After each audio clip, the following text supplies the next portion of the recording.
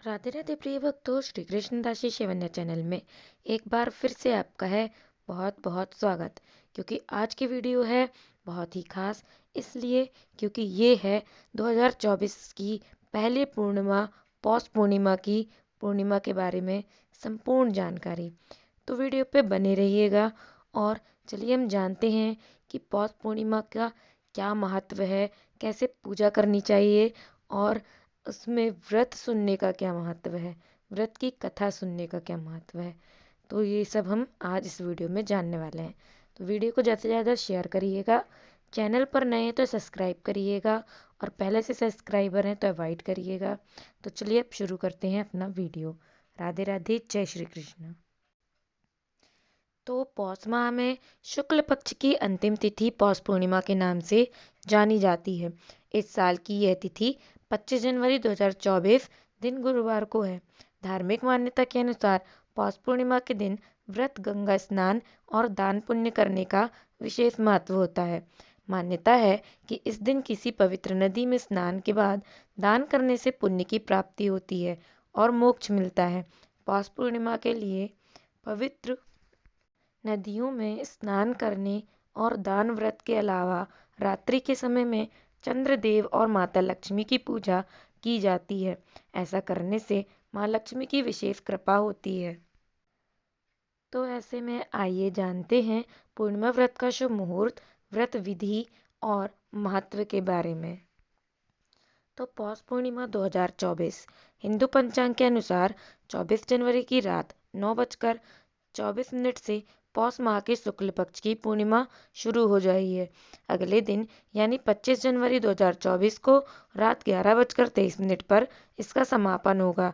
ऐसे में इस साल 25 जनवरी 2024 को पौष पूर्णिमा मनाई जाएगी क्योंकि वह उदया तिथि मानी जाएगी। तो अब मैं आपको बताने वाली हूँ पौष पूर्णिमा 2024 का शुभ मुहूर्त। पौष पूर्णिमा के दिन अभिजीत मुहूर्त दोपहर 12:12 से 12:55 तक है। साथ ही इस दिन पुनर्वसु नक्षत्र, सर्वार्थ सिद्धि योग, रवि योग और गुरु पुष्य योग का अद्भुत संयोग भी बन रहा है। शास्त्रों के अनुसार इस योग में पुण्य और धार्मिक काम करने से ज़्यादा फल मिलता है। चलिए अब जानते हैं चंद्रोदय के समय के बारे में। तो 25 जनवरी को चंद्रोदय शाम करीब 5:29 पर होगा। इसके बाद आप चंद्रमा को अर्घ्य इसी समय दे सकते हैं। वहीं पूर्णिमा तिथि पर रात्रि के समय माँ लक्ष्मी की पूजा करें।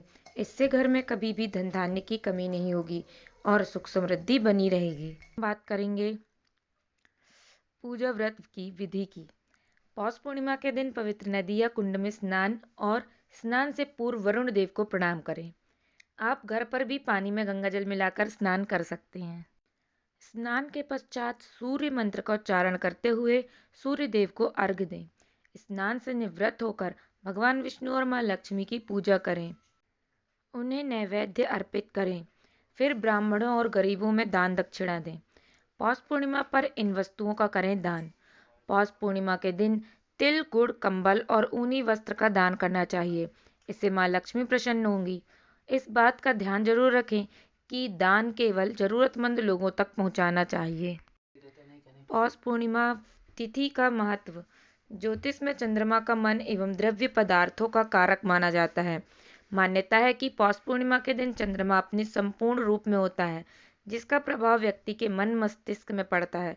पौष पूर्णिमा के बाद से ही माघ माह की शुरुआत होती है और इस दिन से ही प्रयागराज में संगम तट पर माघ मेला शुरू हो जाता है, जिसमें देश विदेश से आने वाले लाखों श्रद्धालु तट पर डुबकी लगाते हैं। तो चलिए अब मैं आपको बताने वाली हूँ पौष पूर्णिमा व्रत की कथा के बारे में, जिसके बिना हमारे व्रत की संपूर्ण विधियाँ अधूरी रहती हैं। तो पौराणिक कथाओं के अनुसार काशीपुर नगर के एक गरीब ब्राह्मण रहा करता था, जो कि भिक्षा मांगकर अपना जीवन यापन करता था। एक बार भगवान विष्णु एक बूढ़े ब्राह्मण का रूप धरकर स्वयं उस गरीब ब्राह्मण के पास गए और कहने लगे, हे विप्रे, श्री सत्यनारायण भगवान को मनवांछित फल देने वाले हैं और उनका व्रत या पूजन करने से मनुष्य से के सभी दुख दूर हो जाते हैं। तो तुम भी उनका व्रत या पूजन करोगे तो सब प्रकार के दुखों से मुक्त हो जाओगे। इस व्रत का मतलब मात्र भोजन ना लेना ही नहीं समझना चाहिए, बल्कि उपवास के समय हृदय में यह धारणा होनी चाहिए कि आज भी श्री सत्यनारायण भगवान हमारे पास ही विराजमान है। अतः अंदर व बाहर शुचिता बनाए रखनी चाहिए और श्रद्धा विश्वास पूर्वक भगवान का पूजन कर उनकी मंगलमयी कथा का श्रवण करना चाहिए। श्री सत्यनारायण की कथा बताती है कि इस व्रत पूजन करने में मानव मात्र का समान अधिकार है, चाहे वह निर्धन धनवान राजा हो या व्यवसायी, ब्राह्मण हो या अन्य वर्ग, स्त्री हो या पुरुष। यही स्पष्ट करने के लिए इस कथा में निर्धन ब्राह्मण, गरीब लकड़हारा, राजा उल्कामुख, धनवान व्यवसायी, साधु वैश्य, उनकी पत्नी लीलावती, पुत्री कलावती, राजा तुंगध्वज एवं गोपगणों की कथा का समावेश किया गया है। तो कथा के अनुसार जिस प्रकार लकड़हारे गरीब ब्राह्मण उल्कामुख गोपगणों ने यह व्रत रखा और सत्यनारायण भगवान की कथा को सुना, इस कथा को सुनते ही श्रद्धा भक्ति तथा प्रेम के साथ सत्यव्रत का आचरण करने लग गए और फलस्वरूप सुख भोग कर परलोक में मोक्ष के अधिकारी हुए। एक साधु वैश्य ने भी यही प्रसंग राजा उल्कामुख से सुना, किंतु उसका विश्वास अधूरा था और श्रद्धा में कमी होने के कारण उसने मन में प्रण लिया कि संतान प्राप्ति पर सत्यव्रत पूजन करूंगा। समय बीतने पर उसके घर एक सुंदर कन्या ने जन्म लिया। तब उनकी पत्नी ने व्रत की याद दिलाई तो उसने कहा कि कन्या के विवाह के समय करेंगे। कन्या के विवाह का भी समय आ गया और पत्नी ने याद दिलाया तो उनने बाद में टाल दिया। इसके बाद व्यापारी अपने दामाद को लेकर व्यापार के लिए चला गया। वहां उसे चोरी के आरोप में राजा चंद्रकेतु द्वारा दामाद सहित कारागार में डाल दिया गया। उसके अपने घर में भी चोरी हो गई। पत्नी लीलावती और पुत्री कलावती भिक्षावृत्ति के लिए विवश हो गईं। एक दिन कलावती ने किसी के घर श्री सत्यनारायण का पूजन होते हुए देखा और घर आकर माँ को प्रसाद दिया। तब माँ ने अगले दिन श्रद्धा से व्रत पूजन कर भगवान से पति और दामाद को शीघ्र वापस आने का वरदान मांगा। श्री हरि प्रसन्न हो गए और स्वप्न में राजा को कह दिया कि वह दोनों बंदियों को छोड़ दें, क्योंकि वह निर्दोष हैं। राजा ने अगली सुबह उनका धन धान्य तथा प्रचुर द्रव्य देकर उन्हें विदा किया। घर आकर पूर्णिमा और संक्रांति को सत्यव्रत का जीवन भर आयोजन करता रहा और फिर परिणाम स्वरूप उसे संसारिक सुख भोग कर मोक्ष की प्राप्ति हुई। इसी प्रकार एक बार राजा तुंगध्वज ने वन में गोपगणों को श्री सत्यनारायण भगवान का पूजन करते देखा, किंतु अपने अभिमान की वजह से राजा ना तो पूजा स्थल पर गया, न दूर से ही प्रणाम किया और न ही गोपगणों द्वारा दिया गया प्रसाद ग्रहण किया।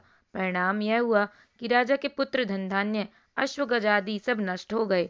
राजा को फिर से यह आभास हुआ कि विपत्ति का कारण सत्यदेव भगवान का निरादर है। तब उसे बहुत पश्चाताप हुआ। वह तुरंत वन में गया और गोपगणों को बुलाकर उनसे सत्यनारायण भगवान की पूजा विधि पूछी और बाद पूजा की भी।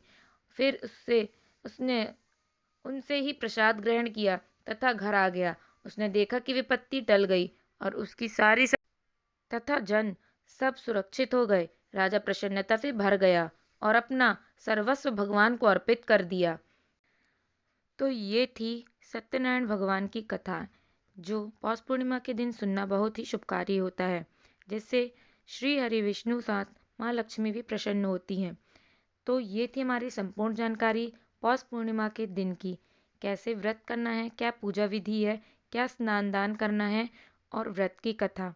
अगर वीडियो पसंद आई हो तो ज़्यादा से ज़्यादा शेयर करें। चैनल पर नए हो तो चैनल को सब्सक्राइब करें। राधे राधे, जय श्री कृष्णा। आज के लिए बस इतना ही। मिलते हैं हमारे नेक्स्ट वीडियो में।